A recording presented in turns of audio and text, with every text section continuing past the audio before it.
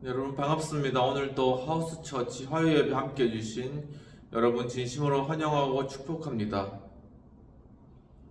이 시간 함께 묵도하시고 사도신경으로 신앙 고백하시면서 오늘 예배를 시작하도록 하겠습니다.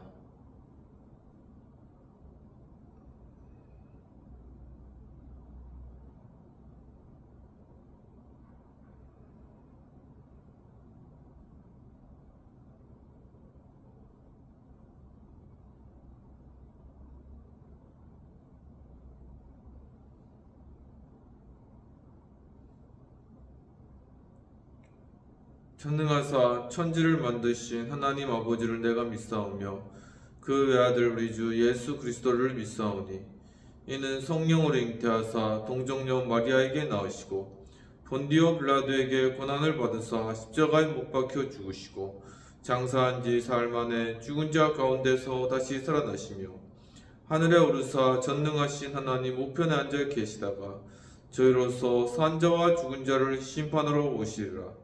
성령을 믿사오며 거룩한 공예와 성도가 서로 교통하는 것과 죄를 사하여 주시는 것과 몸이 다시 사는 것과 영원히 사는 것을 믿사옵나이다. 아멘.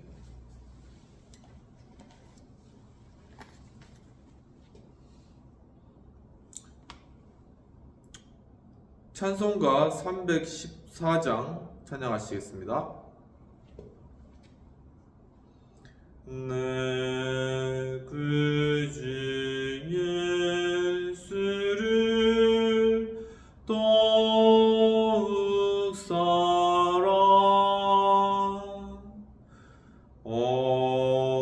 엎드려 비는 말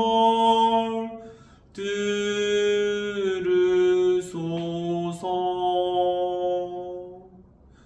내 진정 소원이 내 구주 예수를 더욱 사랑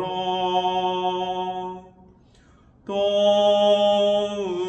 사랑 이전엔 세상 나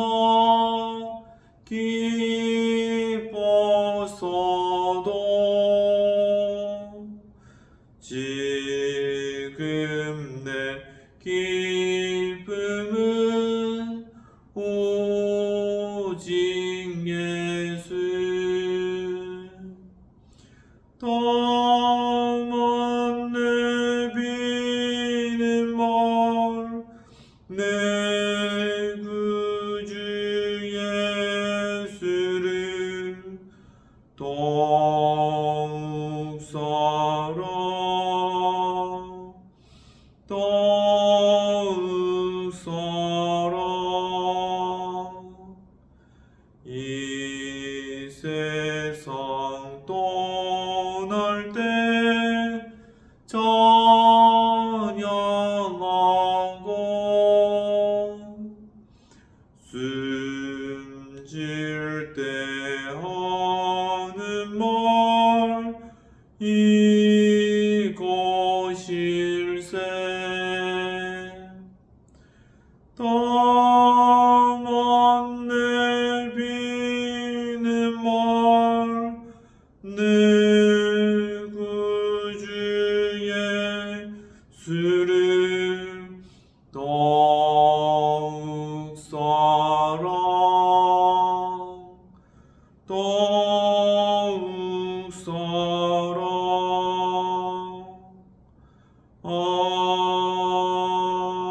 아멘.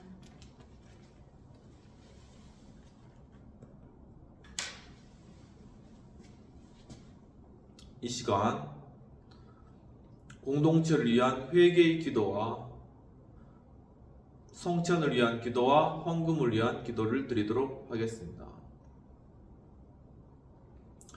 하나님 아버지, 주님께서 우리를 지으시고 이 땅 가운데 우리를 보내어 주시며 저희들이 이 가운데 주님의 축복과 은혜로 지금까지 마음껏 뛰놀며 누리며 하나님의 놀라우신 말씀 가운데 또한 기쁨을 얻게 해주신 주님의 은혜를 감사합니다. 주님, 하지만 아직도 하나님의 복음이 없는 그러한 많은 곳들이 있습니다. 주님, 또한 굶주림과 배고픔으로 신음하고 있는 그러한 곳이 있습니다. 아직 신앙의 자유와 또한 주님의 예배의 자유를 얻지 못하여서 숨어 예배드리는 또한 북한의 지역의 성도들이 있습니다. 주님, 아직 평화를 찾지 못하여서 주님, 참으로 난민촌에서 생활하고 있는 그러한 난민들이 아직 있습니다.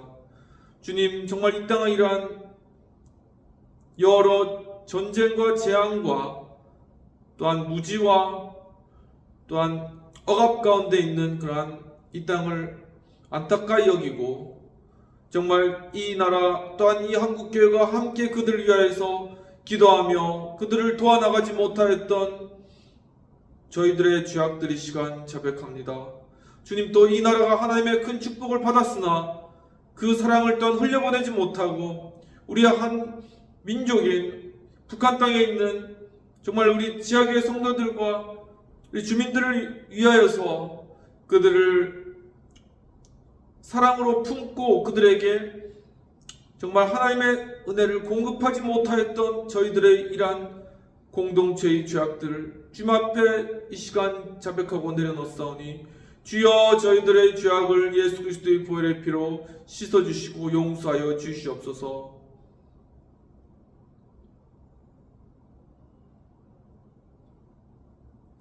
이 시간 예수 그리스도께서 우리 죄악을 용서하십니다.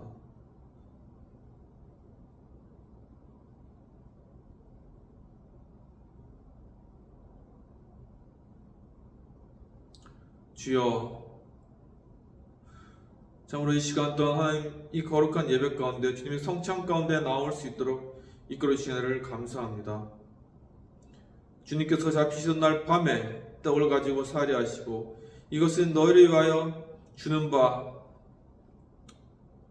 나의 살이라고 말씀하시며 또한 잔을 가지고 살해하시고 이것은 너희를 위하여 흘리는 바 나의 피 곧 새 언약의 피라고 하셨습니다.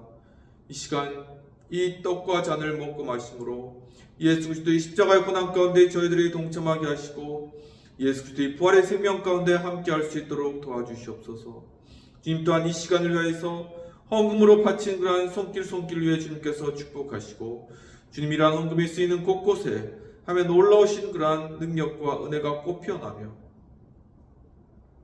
주님 또한 하나님의 크신 사랑으로 주여 놀랍게 주님의 사역이 이루어져 가는 것을 저희가 보며 기뻐할 수 있도록 도와주시옵소서.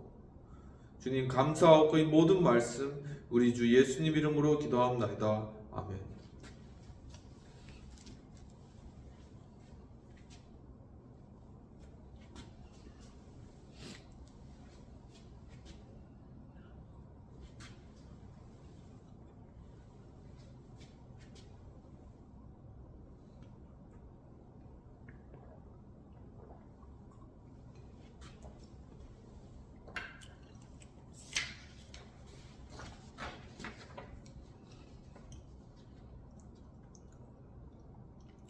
지금 함께 말씀을 받도록 하겠습니다.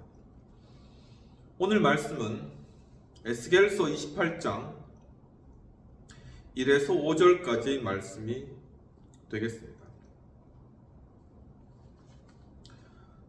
또 여호와의 말씀이 내게 임하여 이르시되 인자여 너는 두로 왕에게 이르기를 주 여호와께서 이와 같이 말씀하시되 내 마음이 교만하여 말하기를 나는 신이라 내가 하나님의 자리 곧 바다 가운데 앉아있다 하도다. 내 마음이 하나님의 마음 같은 채 할지라도 너는 사람이요 신이 아니거늘 내가 다니엘보다 지혜로워서 은밀한 것을 깨닫지 못할 것이 없다 하고 내 지혜와 총명으로 재물을 얻었으며 금과 은을 곳간에 저축하였으며 내 지혜와 내 무역으로 재물을 더하고 그 재물로 말미암아 내 마음이 교만하였도다. 오직 예수님, 예수 그리스도의 은혜와 평강이 있을지어다. 성삼위일체 하나님께 감사와 경배와 영광을 올려드립니다. 오늘도 예수님을 전합니다. 오늘 말씀은 에스겔서 28장 1에서 5절까지의 말씀이 되겠습니다. 오늘 말씀의 제목은 두로 왕의 교만에 대한 하나님의 책망이 되겠습니다. 즉 자기 지혜로 교만하게 된 두로 왕에 관한 내용입니다. 오늘 본문의 배경을 살펴보면 에스겔서 27장에서는 여호와의 말씀이 내게 임하여 인자야 두로를 위해서 슬픈 노래를 지으라 라고 이야기하시며 두로가 말하기를 나는 온전히 아름답다. 또한 너를 위해 돛대를 만들고 다시스의 각종 보화가 풍부하여서 너와 거래하였다 라고 하며 너희 제품이 풍부하고 또 아람이 너와 거래하였으며 다메섹이 또한 너와 거래하였고 내가 바다의 중심에서 풍부한 그러한 복들을 누렸으나 동풍이 불어와서 너를 무찌르고 네가 바다 한가운데 빠지게 되었다라고 이야기를 하는 것입니다. 또한 바다의 선장이 너를 위해 통곡하며 슬픈 노래를 지어 이르되 내가 바다 깊은데 파선하였고 섬의 주민들이 놀라고 두려워하게 되었다 라면서 두로의 멸망에 관한 내용들을 이야기하는 것입니다. 그러면서 28장으로 들어와서는 여호와께서 에스겔에게 인자야 또한 두로 왕에게 이르기를 내 마음에 교만하여서 나는 신이라 하고 내가 하나님의 자리에 앉았다라고 이야기를 했다라고 책망하며 내가 다니엘보다 지혜롭고 또한 그 지혜와 총명으로 재물을 얻었다 라고 하며 무역으로 두로가 재물을 얻었으므로 그 마음이 교만하여졌다 라고 책망하고 계시는 것입니다. 이와 같은 본문의 배경과 요약된 말씀을 가지고 오늘 두로 왕의 교만에 대한 하나님의 책망에 대해서 살펴보도록 하겠습니다. 두로 왕의 교만에 대한 하나님의 책망, 첫 번째는 다니엘보다 지혜롭다라고 하였다는 것입니다. 본문 3절에서는 내가 다니엘보다 지혜로워서 은밀한 것을 깨닫지 못할 것이 없다 하고 라고 하였는데 즉 두로는 스스로를 지혜롭게 여겼다라는 것이죠. 본문 3절에서 지혜로운이라는 것은 원어 학함으로써 더 현명한 슬기로운 박식한이라는 의미가 있는데 다니엘은 성경 가운데 가장 지혜로운 인물이었던 것이죠. 그런데 그 다니엘보다 이 두로 왕이 자기가 더 지혜롭다고 하면서 자기가 더 현명하고 슬기롭고 또 박식하다고 하며 아주 교만에 빠져 있었던 것이죠. 이처럼 두로 왕의 교만에 대한 하나님의 책망, 첫 번째는 스스로 두로 왕이 지혜롭게 여겼다라는 것입니다. 고린도전서 1장 25절에서는 하나님의 어리석음이 사람보다 지혜롭다라고 이야기를 하고 있습니다. 이와 같이 인간이 아무리 지혜롭다 하여도 결국 하나님의 어리석음보다 인간의 지혜가 낫지 못하라는 것이죠. 하나님께서 가장 지혜로우시며 또한 하나님의 지혜로우심을 인간이 결코 따라갈 수가 없다라는 것입니다. 잠언 3장 7절에서는 스스로 지혜롭게 여기지 말지어다라고 이야기하고 있습니다. 즉 인간의 지혜가 아무리 높을지라도 하나님의 어리석음보다 못한 그러한 지혜를 가지고 스스로를 지혜롭다고 높이는 것은 어리석은 그러한 행동인 것이죠.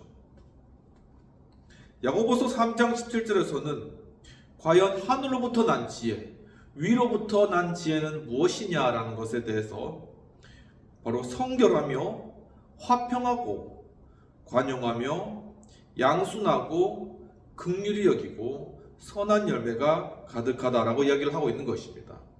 이와 같이 하늘로부터 온 하나님의 참 지혜를 무시한 채 자신의 조금의 그 지혜를 자랑하며 스스로를 높인 그러한 두 왕에 관하여서 하나님께서 책망하시며 스스로 지혜롭게 여기고 있구나라고 그렇게 경책하시고 계시는 것입니다.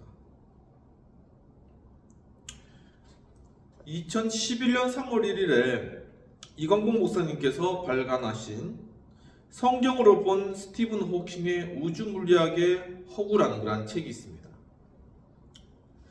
이 스티븐 호킹은 모든 사람이 잘 알듯이 케임브리지의 석좌 교수시고 우주물리학의 대가이신 것이죠. 그런데 그분이 1960년도 초에 루게릭병을 앓으시고 몸이 점점 힘이 빠지는 그러한 투병을 하게 되었다는 것입니다. 그러면서 그분은 굉장히 큰 연구를 진행하여서 1973년에 블랙홀에 관하여서 이것이 단순히 검은 것이 아니라 빛보다 빠른 입자를 방출한다. 즉 블랙홀 내에서도 빛을 발한다 라는 그런 놀라운 패러다임을 뒤집는 이론을 만들어내어서 또한 그것을 입증하여서 전 세계적인 그러한 호응을 얻었던 것입니다.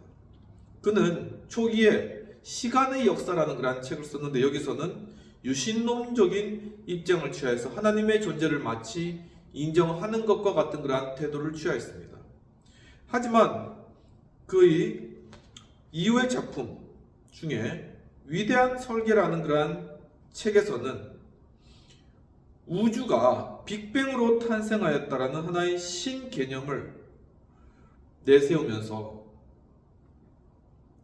그렇기 때문에 이제 우주의 원리인 빅뱅으로 창조가 이루어졌기 때문에 더 이상 이 땅을 창조할 창조주의 개념이 필요가 없어진다 라는 그러한 무신론적인 그러한 입장을 발표한 것입니다. 그러면서 혹 사람 중에 태초 이전에는 무엇이 있었느냐라는 그러한 질문을 가지는 사람들이 있는데 이 질문에 대하여서 스티븐 호킹은 1983년에 무경계 우주론이라는 이론을 발표하면서 마치 그러한 질문은 북극점에서 북극을 묻는 양과 같은 어리석은 질문이다 라고 하고 이 세계는 무수한 우주, 멀티버스인 거죠. 무수한 우주가 존재하기 때문에 신적 존재가 필요하지 않다. 바꿔 말하면 신적 존재는 없다는 것입니다. 바로 이러한 스티븐 호킹의 그러한 견해에 대해서 이광복 목사님은 그의 책에서 창세기 1장 1절을 근거로 하여서 이 이론을 비판합니다. 즉 1절에서 태초에 하나님이 천지를 창조하시니라 해서 창조라는 그러한 단어의 원어는 빠라라는 히브리어 원어로서 무에서 유로 창조되는, 즉 아무것도 없는 상태에서 존재가 생겨나는 이러한 것을 의미하는 단어라는 것이죠. 성경에서 여러 창조에 대한 단어가 많이 있지만 오직 이곳에서만 이 빠라라는 그러한 단어를 사용했다는 것이죠. 이것은 곧 스티븐 호킹이 주장했던 빅뱅 이론과 동일하다는 것입니다. 무에서 갑작스러운 폭발을 통해서 우주가 생겨났다. 즉 무에서 유가 생겨난 것이죠. 바로 이것을 성경은 이미 몇천 년부터 예언하고 기록하고 있었다는 것입니다. 또한 1절에서 하나님이 태초에 천지, 즉 하늘과 땅을 창조하셨다라고 하였는데 여기서 하늘이라는 것은 원어 쉐마임으로서 장엄복수 형태를 가지고 있다는 것이죠. 즉 하늘이 하나의 하늘이 아니라 여러 하늘을 가정하고 있다는 것입니다. 그런데 스티븐 호킹은 그의 책에서 다우주론을 주장하여서 우주가 여러 개다, 멀티버스를 주장한 것이죠. 바로 이러한 그의 발견과 관련돼서 그는 이렇기 때문에 신이 없다라는 그러한 논리를 펼쳤지만 이미 이 다중우주론에 관한 내용들이 창세기 1장 1절에 이미 나타나 있다라는 그러한 놀라운 사실을 밝히고 있는 것입니다. 또한 스티븐 호킹은 M 이론이라는 것을 통하여서 진동으로 천지가 창조되었다라고 주장을 하는 것입니다. 즉 입지가 아니라 이 진동으로 세계가 창조되었고, 그렇기 때문에 이 진동을 통하여서 네 가지 힘, 강력, 양력, 전자기력, 중력, 이 네 가지 힘을 통합할 수 있는 통합 이론을 만들어내었다라며 자부하였죠. 하지만은 이 세상이 진동으로 이루어졌다는 것은 곧 시편에서 하나님의 입 기운으로, 즉 기로 이 세상이 만들어졌다라는 것이 이미 성경에 나타나 있다는 사실입니다. 또한 이와 함께 스티븐 호킹은 우주 팽창이론, 즉 우주는 계속적으로 팽창해 나가고 확장되어 나가고 있다라는 것인데, 성경에서는 창세기에서 궁창 위의 물과 궁창 아래의 물로 나누었다라고 했을 때, 이 궁창이라는 개념, 성경에 나타난 이 궁창이라는 개념은 원어 라카으로서 이 궁창이라는 개념 자체가 바로 확장이라는 의미를 이미 내포하고 있다는 것이죠. 이 단어가 뭐냐면, 대장간에서 이 칼을 만들기 위해서 이 시뻘겋게 달군 그런 칼을 커다란 쇠망치로 빵빵 때려서 그것을 펴는 그러한 의미를 가지는데, 바로 이와 같이 이 하늘은, 궁창은 확장되는 그러한 개념을 가지고 있다는 것이 이미 성경에 원어성으로 내포되어 있다는 사실인 것이죠. 그것을 스티븐 호킹이 우주 팽창 이론으로 전개를 해 나간 것입니다. 스티븐 호킹은 빅뱅과 우주 팽창 이론과 멀티버스 이론을 통하여서 신의 존재를 부정하려고 하였지만, 이미 그가 주장한 모든 내용들은 성경에 나와 있는, 내포되어 있는 그러한 내용들이고, 바로 도리어 그 이론이 하나님의 존재와 하나님의 천지 창조를 입증하는 그러한 입증의 근거로 사용되었다는 것은 아마 스티븐 호킹도 모를 것입니다. 이와 같이 인간의 지혜를 아무리 뛰어나고 아무리 고차원적이라고 스스로 칭찬해봤자 그것은 하나님의 어리석음보다도 못하다는 것이죠. 두로왕 교만에 대한 하나님의 책망의 첫 번째는 바로 스스로 그가 지혜롭게 여겼다라는 그러한 사실인 것입니다. 그렇다면 두로왕 교만에 대한 하나님의 책망 두 번째는 지혜로 재물을 얻었다라는 것이죠. 본문 4절에서는 내 지혜와 총명으로 재물을 얻었으며 금과 은을 곳간에 저축하였으며 라고 이야기를 하고 있습니다. 즉 이 말은 무슨 말이냐면은 자기 지혜로 부자가 되었다라는 것이죠. 본문에서 4절에서 재물이라는 것은 원어 하일로서 부 또한 자산, 풍부와 같은 그러한 것이 되는 것입니다.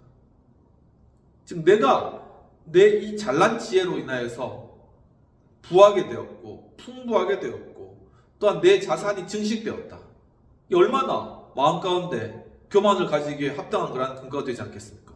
그만큼 자기 지혜로 이제 이것들을 벌었으니까, 자기가 부자가 됐으니까, 풍부하게 되었으니까, 자산가가 되었으니까는 내 마음대로 이것을 써도 누구 하나 타치할 수가 없고 이것은 정당하다는 그런 강한 스스로에 대한 자기가 가장 강하게 가득 들어차 있는 것입니다. 그것을 바로 교만이라고 하며 주님께서는 그것을 지적하고 책망하고 계시는 것이죠. 이처럼 두로왕 교만에 대한 하나님의 책망 두 번째는 자기 지혜로 부자가 되었다고 하는 것입니다. 누가복음 12장 19절에서는 여러 해 쓸 물건을 많이 쌓아두었으니 쉬고 누워 자자 라고 그렇게 부자들이 이야기를 하는 그러한 내용들을 예수님께서 비유로 말씀하셨는데, 그러면서 과연 그날 밤에 하나님께서 그를 데려가시면 그 재물은 어떻게 되겠느냐라고 질문하고 계신 것입니다.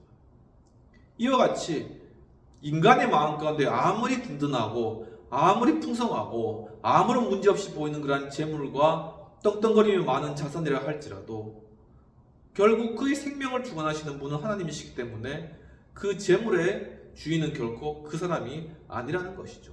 그렇기 때문에 그 재물에 자신의 안정감, 자신의 근거를 둘 필요성이 전혀 없고 그렇게 해서도 안 된다는 것입니다. 누가복음 16장 19절에서는 한 부자의 예를 예수님께서 말씀하시는데, 한 부자가 자색 옷을 입고 고운 베옷을 입고 날마다 호화로운 생활을 하였다라고 이야기하고 있습니다.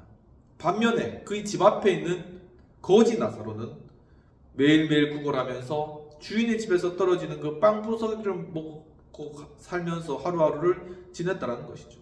하지만 아이러니하게 아무리 그렇게 자색 옷을 입고 고운 베옷을 입고 인생을 즐기는 사람이라 할지라도 이 거지와 함께 같은 날에 죽었다는 것입니다. 그런데 문제는 그 이유입니다. 이 거지 나사로는 하나님 품에 안겨서 거기서 안식을 누리지만 이 부자는 음부 가운데 빠져서 뜨거운 불로 인해서 고통 가운데 부르짖게 된 그런 형편이 된 것이죠. 바로 이 부자가 당신의 손에, 그러니까 이 거지 나사로의 손에 물 한 방울만 찍어서 내 혀에 대달라고 그렇게까지 간청하는 것입니다. 아니면은 내 친척들에게 제발 이곳에 오지 말라고 그렇게 누군가 가서 이야기를 좀 해달라. 그럴 정도로 이 부자의 삶은 이 생에서는, 이 땅에서는 호화롭고 아무 부족한 것이 없었지만 결국 그가 간 곳은 지옥이었다라는 것입니다. 마태복음 19장 23절 그래서 예수님께서는 제자들에게 낙타가 바늘귀에 들어가는 것이 부자가 천국에 들어가는 것보다 쉽다고 말씀하십니다. 이러한 상황 가운데서 그렇다면 과연 부자는 어떻게 천국에 들어가나요? 라고 이렇게 제자들이 질문한 것이죠. 그때 예수님께서는 인간은 할 수 없지만 하나님은 하신다라는 것이죠. 이와 같이 재물이 넉넉하고 부족할 것이 없는 사람에게는 마음이 자연스럽게 교만하게 될 수밖에 없고 그 가운데서는 결국 자기 의에 빠져서 하나님도 모르고 예수님도 모르고 복음도 모르고 진리도 모른 채 지옥 속으로 빠져들어가기가 십상이라는 것입니다. 하지만 이 가운데서도 주님의 청지기로서 살아가는 사람은 주님께서 붙드시기 때문에 낙타가 바늘귀로 들어가는 것처럼 그 부자를 천국으로 이끌어 줄 것이다 라고 이야기하고 계시는 것이죠. 이처럼 두로 왕의 교만에 대한 하나님의 책망, 두 번째는 자기 지혜로 부자가 되었다라는 것입니다. 주간 동아의 2018년 9월 18일에 성균관대의 경제학 교수인 영주 닐슨이라는 교수님이 글로벌 경제 읽기라는 그러한 컬럼에서 리먼 사태 10년 한국 금융 시스템은 안전한가라는 그러한 글을 내셨습니다. 그 글을 보면 바로 그 당시에 이 영주 닐슨 교수님은 바로 미국 리먼 사태의 한 가운데 계셨던 분이셨던 것이죠. 그런데 이 교수님이 그런 일들을 겪고 난 뒤에는 이런 생각이 들었다고 합니다. 아, 다 부질없다. 다 쓸모없다. 이런 생각이 들었다는 것이죠.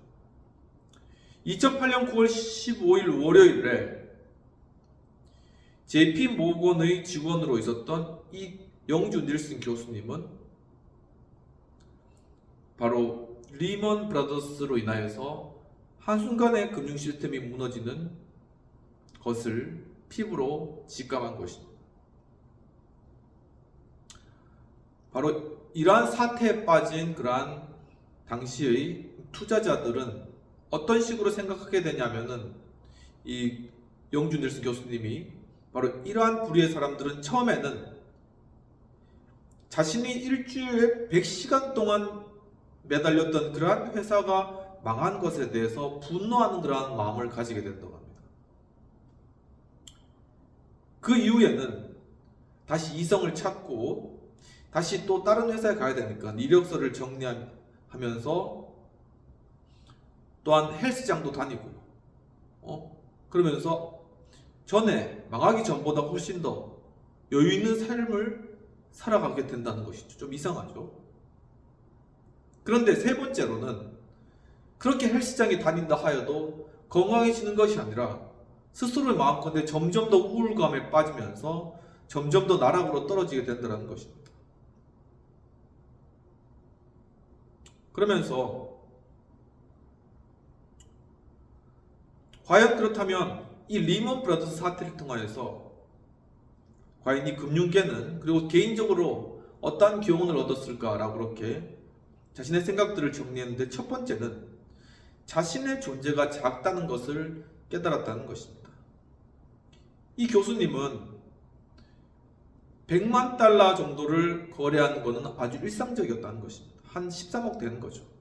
그걸 투자 계좌에 넣었다가 뺐다가, 여기 투자했다 저기 투자했다가, 뭐 펀드에 투자했다가 주식에 투자했다가, 이런 거는 일상 다반사라는 것입니다. 그렇게 큰 돈을 굴렸는데 지나고 보니까 자신이 그렇게 아주 위대한 사람인 줄 알았지만 자신은 작은 그러한 존재에 불과했다라는 것을 깨달았다는 것이죠. 두 번째는 이러한 사태를 거치면서 금융 시스템이 프로페셔널로 성장하는 그러한 시간이 되었더라는 것입니다. 결코 이렇게 많은 돈을 굴린다고 해서, 많은 예금을 가지고 있다고 해서, 많은 부동산 담보를 가지고 있다 해서 든다는 게 아니다. 중요한 것은 바로 이러한 리스크를 잘 관리하고 하루하루 그것을 깨어서 그것을 예의주시하고 리스크를 관리해 나가는, 정말 그런 좋은 시스템을 마련하고 또한 깨어서 이러한 것들을 유지해 나가는 그런 신념을 가지고 바로 이 일들에 임하는 것이 중요하다는 것을 깨달은 것이죠. 리먼 브라더스 사태를 인하여서 S&P 500은 그해 연말에 28%의 손실을 얻었습니다.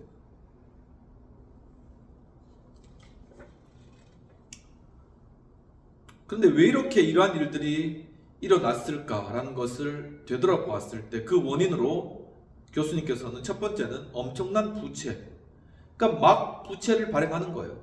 부동산 담보면 다 괜찮아 해가지고 막 부채를 막 이렇게 퍼나르면서 그것을 그냥 사람들에게 현금으로 그냥 지급해버린 것이죠. 그리고 또한 두 번째로는 바로 이러한 부채의 남발과 증가, 이러한 것들을 규제할 수 있는 금융 규제가 없었다는 것입니다. 철저하게 돈을 관리하고 자산을 관리하고 담보 관리했음에도 불구하고 우리는 이렇게 많은 담보가 있으면 괜찮겠지 라는 식의 생각을 통하여서 느슨한 그러한 규제로 대응했다는 것이죠.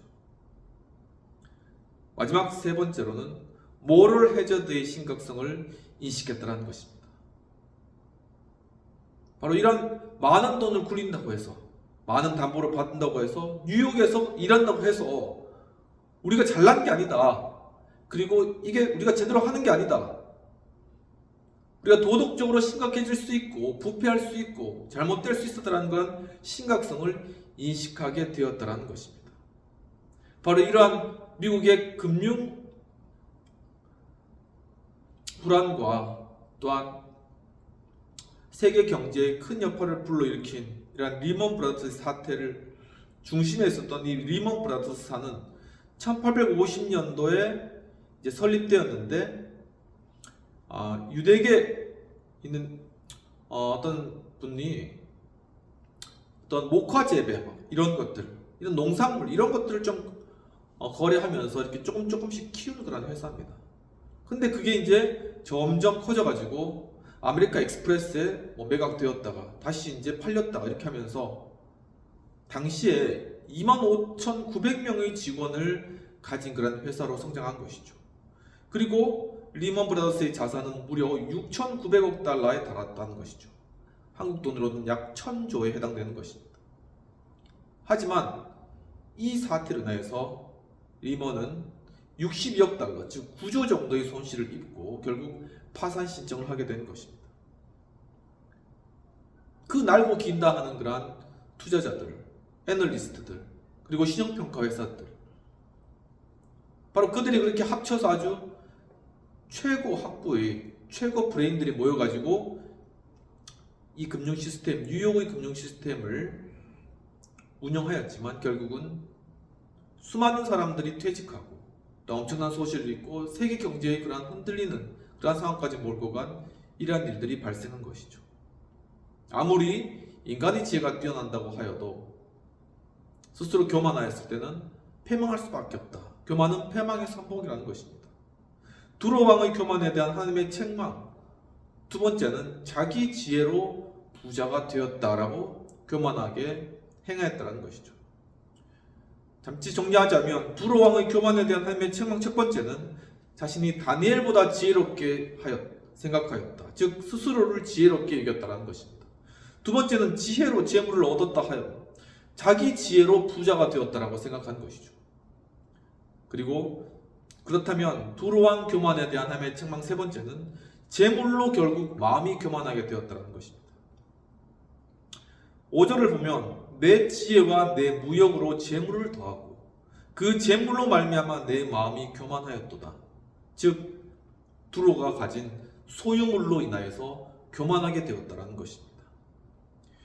본문에서 교만하다라는 것은 원어 웨이바로서 들어올리다, 집어올리다, 고양시키다라는 것이죠. 그러니까 많은 재물이 있으니까 그 재물로 스스로를 집어올리는 겁니다. 들어올리는 것입니다. 스스로의 기분을 고양시키는 것이죠. 붕 뜨게 그냥 해서 풍청망청 쓰고 자신이 잘났다고 하면서 마음대로 카드 끊고 그리고 아주 부유한 틱 하면서 좋은 차 끌고 다니면서 그렇게 교만하게 생활을 한 것입니다. 두로왕 교만에 대한 하나님의 책망 세 번째는 소유물로 교만하게 되었다는 것이죠. 잠언 16장 18절에서는 좀 전에 말씀드렸듯이 교만은 패망의 선봉이요 거만은 넘어짐의 앞잡이니라고 말씀하고 있습니다.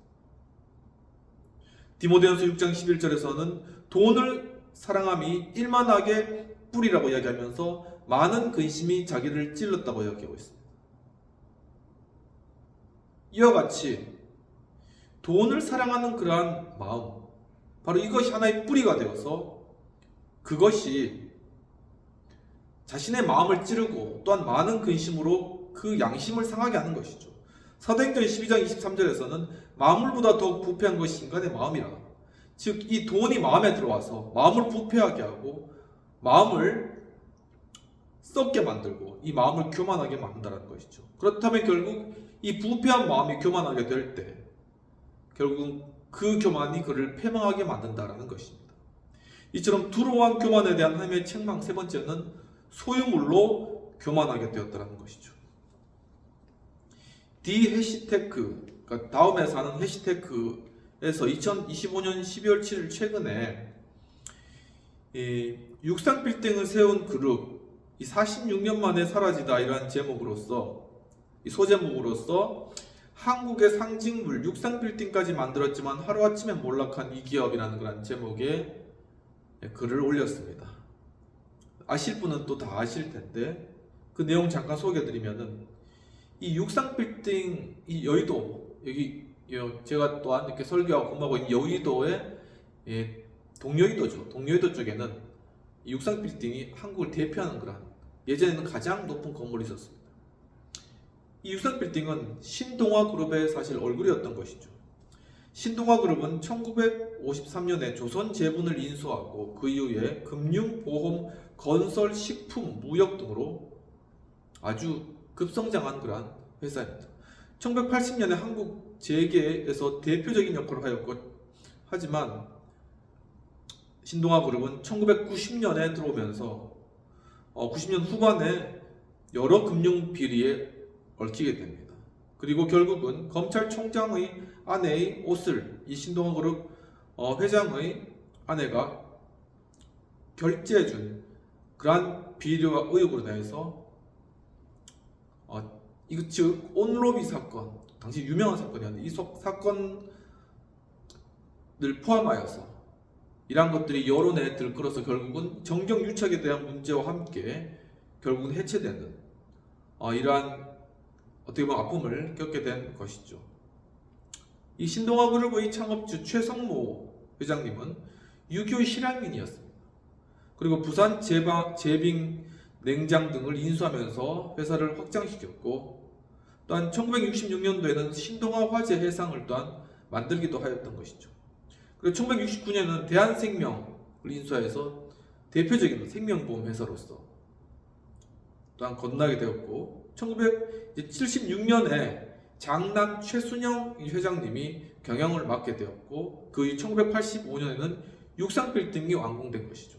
저도 1986년도에 서울에 이제 지방에 있었으니까 이제 놀러 왔는데 그때 이제 기억이 있어요. 1986년도 아시안 게임 할 즈음에 이제 육상빌딩에 왔던 것 같아요. 그때 뭐 못 마르고 이제 초등학교생이었으니까 이 큰 빌딩에 올라가가지고 거기서 이제 꼭대기에서 이제 구경도 하고 또 이제 지하 수족관에 가서 이제 큰 물고기도 보고 그 사진도 찍은 게 있는데 그게 이제 보니까 건립하고 완공된 지 얼마 안 된 그런 시점이었습니다. 그런데 이제 1990년도에 이제 들어와서 이 무역금융을 하면서 돈을 외부로부터 이제 차입해오고 투자를 받는 과정 가운데 2천만 달러가 유출되는 그러한 일들이 발생했고 결국 아까 말씀드렸듯이 온로비 사태 등으로 해체되게 된 것입니다. 아무리 큰 기업도 정말 대한민국을 대표하는 그러한 건물을 지었던 그러한 기업 역시도 그 큰 자산과 또한 그 왕성한 그 웅대한 그러한 회사도 결국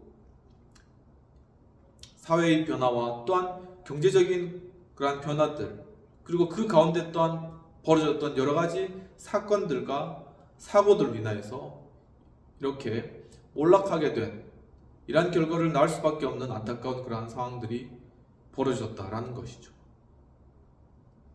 이처럼 우리가 가진 것들, 우리가 좋아 보이는 것들, 결코 무너지지 않을 것 같은 그러한 것들도 인간이 만든 것이기 때문에 결코 영원할 수 없고 또 결코 안전할 수 없다는 것입니다. 그런데 바로 그 결코 영원할 수도 없고 결코 완전할 수도 없는 바로 이 세상의 소유를 의지하여서 그것 때문에 교만해진다면은 그것은 바로 패망으로 가는 지름길이라는 것이죠. 자신이 아무리 많이 가졌든 자신이 어떤 것을 하고 있든 그것에 상관없이 그 마음은 여전히 겸손하고 자신이 하루하루에 맡겨지신 일들을 성실하게 감당해야 된다. 이런 마음을 가질 때 바로 그때 바로 그 가운데서 참 살아가는 그러한 어떤 의욕도 생기고 또한 그러한 여러 사람들과의 소통도 되고 그러한 만남도 이루어지고 보람도 느끼고 바로 또한 그 가운데 하나님의 소명을 따라서 또한 걸어감으로 말미암아 참된 마음에 또한 하나님 주신 그러한 자존감, 하나님 주신 그러한 가치가 마음가운데 되살아나는 것이죠.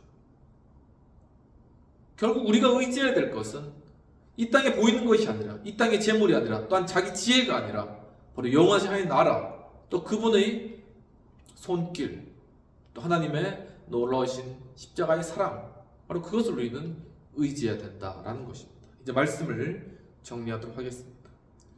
두로 왕의 교만에 대한 하나님의 책망 첫 번째는 다니엘보다 지혜롭게 생각했다. 즉 스스로를 굉장히 지혜롭게 여겼다라는 것입니다. 두 번째는 지혜로 재물을 얻었다고 스스로 생각했다. 즉 자기 지혜로 부자가 되었다고 생각한 것이죠. 마지막 세 번째로는 이 재물이 마음을 교만하게 하였다. 즉 자신이 가진 소유물로 아주 교만하게 되었다라는 것입니다. 이러한 내용들을 가지고 정말 두로 왕이 스스로 지혜롭게 여겨서 자기 재물로 자기 지혜로 재물을 쌓았다고 하며 그 재물로 인해서 교만하게 된 바로 그러한 부분에 대해서 하나님의 큰 책망을 받았던 것 같이 우리의 삶을 돌아보고 우리도 이러한 것들을 통해서 경계받게 해주시도록 이 시간 함께 기도하도록 하겠습니다.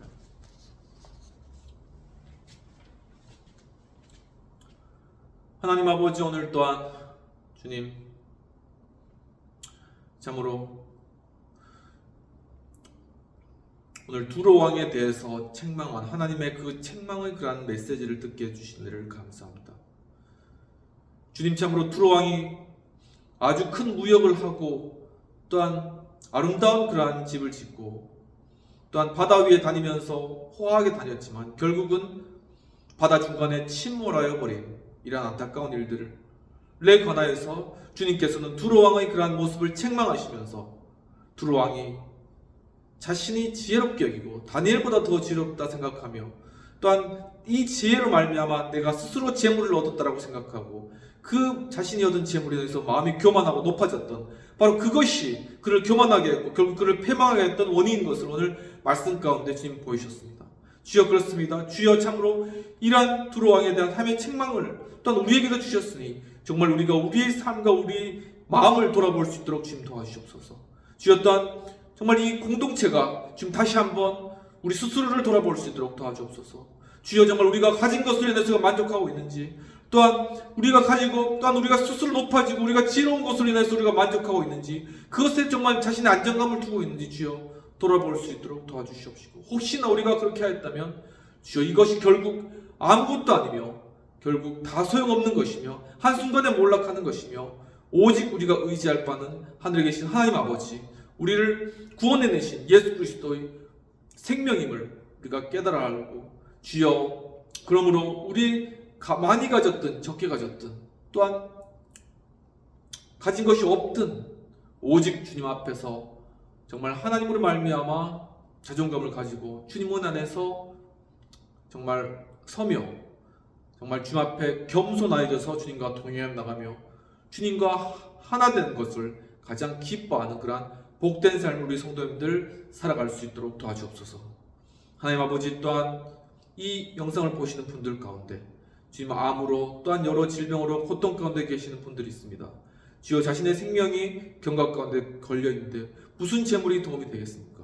주여 하지만 하나님은 생명을 주관하시는 분이시오니 주여 정말 이 고통받는 암으로부터 자유케 하시옵시고 암세포가 녹아내리며 떠나가게 하시고 암 질병이 치료되게 하시며 육신적 질병이 치료되는 역사를 통하여서 정말 겸손케 하나님께 영광을 돌리고 감사하는 그러한 놀라운 고백들이 있을 수 있도록 도와주시옵소서.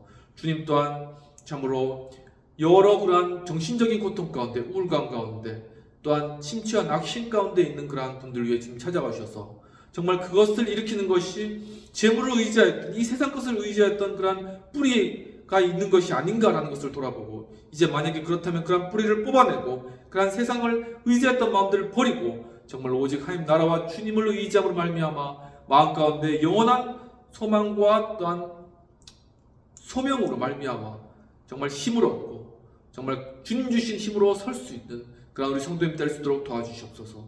주님 또한 여러 진학의 문제, 진로의 문제, 또한 직장의 문제, 학업의 문제, 그리고 여러 사업의 문제들 다 주님 앞에 올려드리오니 주여 참 이것이 모든 세상적인 관점과 지혜로 해결될 것이 아니라 하늘로부터 오는 주님의 지혜로서 또한 주님의 공급하심으로 해결받고, 그래서 학업의 문제, 또한 진학의 문제, 진로의 문제, 직장의 문제, 또한 여러 사업의 문제들을 잘 풀려나가고 그것을 통해 아버지께 영광을 올려드리며 결국 주님을 높여드리는 그런 귀하고 복된 삶 살아 나갈 수 있도록 주님 크게 축복하시고 아버지 함께 해주시옵소서.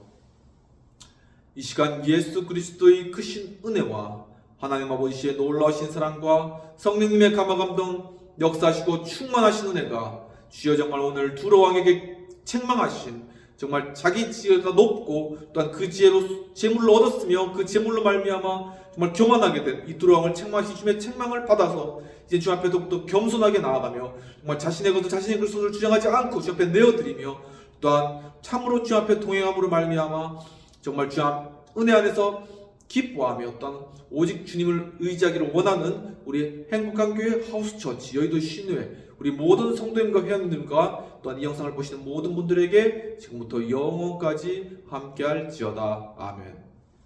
오늘 예배 가운데 함께 계신 여러분 감사드립니다.